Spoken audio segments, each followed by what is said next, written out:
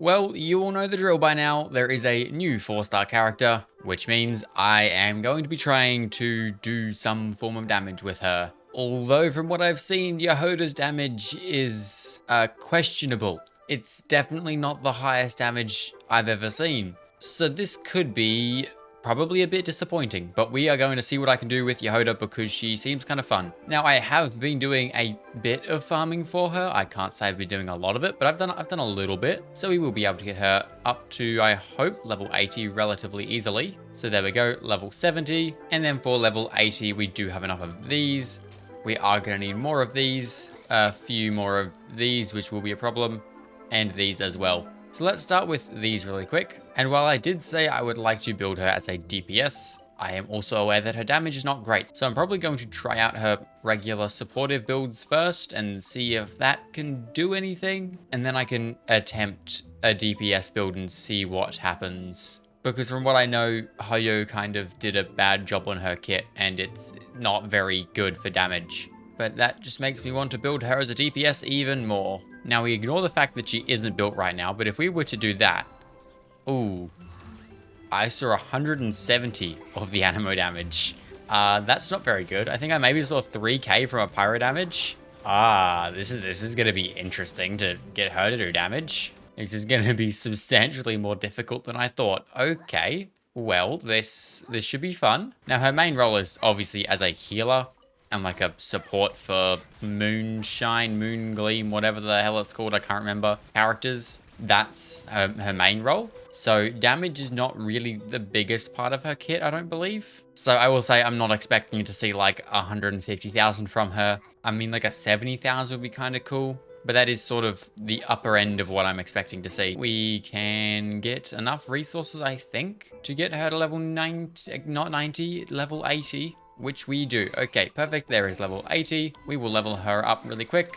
And yeah, I'm not even gonna bother with that because we can't get these unless I want to go in another world, and everything else I don't have the resin for. I'm not even gonna worry about level 90. So now we can move on to, I guess, talents. I believe her skill is priority here. So we will get it to A level. Then her burst is priority number 2. And I don't think we really care about her normal attack unless I want to do like charge attacks with her, which I don't think I'm gonna do because I don't imagine that will do the most damage. But we can get her skill up to level 6, and we can get her burst up to level 4. Never mind, we can go to level 5. That's gonna have to do because I don't have very many Land Cruiser drops. Now, constellation-wise, she is C2, which I think is good.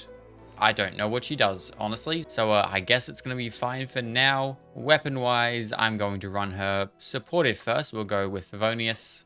Don't know why my Favonius continues to not be level 90, but I can't really be bothered to get it to level 90. So we'll deal with artifacts. And I guess I'm going to run her on the Silken Moon Serenade because I am going to be using her as a support for probably Flynn's. So I guess we'll just use this and get whatever pieces we can get. So we're going to run her double attack because she should have plenty of ER. We should be fine not running an ER Sands, and it will just give us some more healing, which is something we would like. So now I don't think I actually have very many level up stuff, which is an issue. I have none. Oh god. Maybe we won't be running the Silken Moon Serenade. Or I mean, I probably could. I mean, she's got 1,000 attack, which isn't great, but she's got 1,000 attack and 200 ER. So we can just, I guess, try her with basically completely unleveled pieces. Do I need stats specifically for this set or for a kit, aside from her healing? Obviously we don't need any attack specifically for the set, and I believe it's just her healing that scales off of attack, which I honestly don't really care about. So yeah, whatever, it's not very good, but that'll work. It's the best we can do for now without running Virodescent, which is probably another option I could try, but I want to try the Silken Moon set and see what that does. So we are going to try out the Flynn's team because he is the only good, or actually the only Nodcry DPS I have. So we will run Flynn's. We will also run, I guess, Farina because Hydro. And then we will grab Jahoda because she wants to swell the Hydro, I'd imagine. And then we go with another Electro character, so we could probably put Fischl in there. That would probably work, except no, Flynn's doesn't need Ino because we have Jahoda. So that would probably work. In terms of builds, Flynn's is on his signature weapon, running the Night of the Skies Unveiling. 2,500 attack, 61 to 220. Pretty good Flynn's build, 389 EM. Could use some more leveling up on his talents, I will say that. But yeah, it's good enough for now. Farina, she's standard. I don't have a signature, so Favonius, Golden Troop, officials on Golden Troop and on the Stringless. And then she also has the Hexerai stuff, but that doesn't matter because you don't have another Hexerai character. This is a Electrocharge team, so we probably want to do more enemies. So I guess Abyss. Oh, it's Monolith first up. That's kind of annoying, but whatever. Do this, do this. I think we need to swell Jahoda first because I need the Hydro. Although I think Hydro comes priority. I think that's 12k there. That's not terrible. Now, damage-wise, I'm seeing about what Flynn's normally does. That's 60,000 or so, 37,000. Yeah, it's nothing crazy. It's about what he normally does. Is that 112? That might have been 112. That's actually more damage than he normally does, but that's good. We like to see that. She works pretty good in a Flynn's team. I'll give her that. She would work better at C6 because she buffs the crit damage of Moonsign characters. I think it's 114 at the end there. 114,000. But she does buff Moonsign crit rate and crit damage with her C6, which would be even better for Flynn's, but obviously we do not have C6. But hey, I think that is more damage out of Flynn's than I normally do, but I honestly don't remember because my standard Flynn's team is not a very normal one. I normally use Flynn's in a Varessa team, where he's sort of like a second DPS for Varessa, and to make Varessa do Lunar Charge. So I don't actually remember the damage my Flynn's normally does, but 114,000 is not bad, I think. 120,000 there, maybe? I think I'm seeing that correctly. Yeah, 127,000. Well, I think it is pretty good with Flynn's, which is nice. Jahoda does a good job with Flynn's. Her damage was practically non-existent. I think the biggest I saw was maybe 12k from her, I think. Or that could have just been Farina as well. Yeah, her personal damage is not great, but she does do a pretty good job at supporting Flynn's. So now if we keep with the supportive build, what else could I do? I have seen people use Arlecchino with her, so I could do like Arlecchino and then she probably wants another Moonsign character. So like, I know it would be way better with an Nefer, but I don't have an Nefer. And then I guess we could put in just Bennett. In this case, I would probably swap her to Viridescent. Yes, because this buffs lunar reaction damage, which Arlecchino is not doing. So I can just chuck her on a Viridescent for now. Plus, we will actually have leveled up pieces. So a triple attack on her right now puts her at 1900, 212 ER is not bad. The crit ratio is non-existent. That is fine though, because she is supporting. Now, I'm not going to go back in the Abyss for this one. We will go test it against something else. I know is basically just here so we can get another Nogcry character, which I believe we do want for Jahoda. That does help increase our damage or something. I haven't bothered to read what Jahoda does because, oh my god, there is just so much text and I cannot be bothered reading all of that. Like, what do you mean? Why is there so much stuff going on? Even her burst, you look at it, you go, oh, that's not too bad. That's a pretty short amount of text.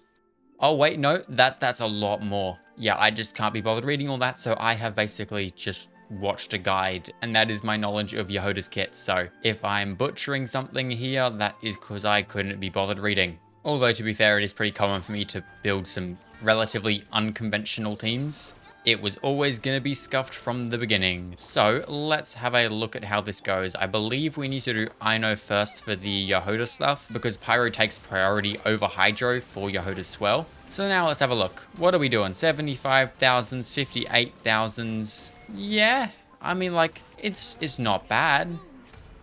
190,000. It's not the worst damage. I think it's about on par with what my Arlecchino can normally do. She might actually even do a little bit more normally with like a Farina or whatever. But it's not bad. It's definitely an option. Jahoda definitely can do something here. So I mean, her supportive stuff is something. She can do stuff, that is for sure. She definitely works better with the Nogcry characters. I'm assuming she'll probably be half decent with Columbina because she's releasing next update. But I mean, she's not bad. But now we're getting to some more interesting stuff, which is DPS. And I can do that because Aqua Simulacra, which I've eventually got leveled up. It took me forever, but we have that massive crit damage. We're going to leave her on Viridescent for now, but we're going to swap up all of her stuff and just go for all crits. which to be fair, we're already kind of running a very crit heavy build. We're just going to swap her up to crit rate on the circlet and then get her on a animo damage goblet. So now we have 1700 attack, 61 to 211, which is actually pretty decent. Her energy recharge is non-existent anymore, but that is fine. And now we need teams for this, which we're gonna start off with a pretty simple, like just basic team, I guess. Just run Jahoda with Farina, and then I honestly don't really know, but I guess we could probably throw in a Bennett. I don't know if she needs double Moonsign to do more damage, because she doesn't do Lunar damage, so I guess we could just run her with Farazan as well. It could probably work, we'll see. And we'll go fight a boss I haven't done in a while, which is the chicken. Now I should probably get Farazan built. That would probably help us out a little bit. And we're gonna put Bennett back onto Noblesse, because that will probably do more for us on this specific team. So now let's see if we can actually hit some decent damage from Jahoda. So rotation wise, I'm gonna need bursts up first. That is gonna be important. Ooh, that only did 2000. I'm not liking this. I mean, yes, there was no buffs and it was just off a skill, but still, that's kinda low. Oh well, let's see what happens. We'll do this, we'll do that. I should have done Farazan first. But there we go. Boom, that did 30,000. That's not the worst, I guess. And now we're seeing like 16,000 maybe, if that's coming from Jahoda. Definitely not with the 4Ks are definitely Jahoda. Yeah, I mean, we did 33,000. That's not terrible. But if you saw when I was setting up, Farazan did 70. And she's supposed to be the support on the team. Yeah, I don't love Jahoda's damage right now. 30,000 off the burst. What if we do a charge attack? It did 5k. Ooh, yeah, Jahoda's damage is not too good. And this is with pretty decent crit ratios and attack. Ah, okay. Let's see, is there any more damage sets I could run? Anything that could give me more damage? I guess Golden Troop could probably work if we want to focus on her skill damage. And with Golden Troop, we get a bit more attack and a little bit less crit damage, but a little bit more crit rate and even less ER. And we'll be prepared to be disappointed once again because Jahoda's damage is not looking too crash hot, I must say. Which, I mean, checks out. The 33,000 is about what I've seen other people do. Don't really know why I expected to see any more. Okay, let's try this again. Boom, boom. We'll use her burst because her main damage is coming from her skill. And we do 36,000. Wow, that's...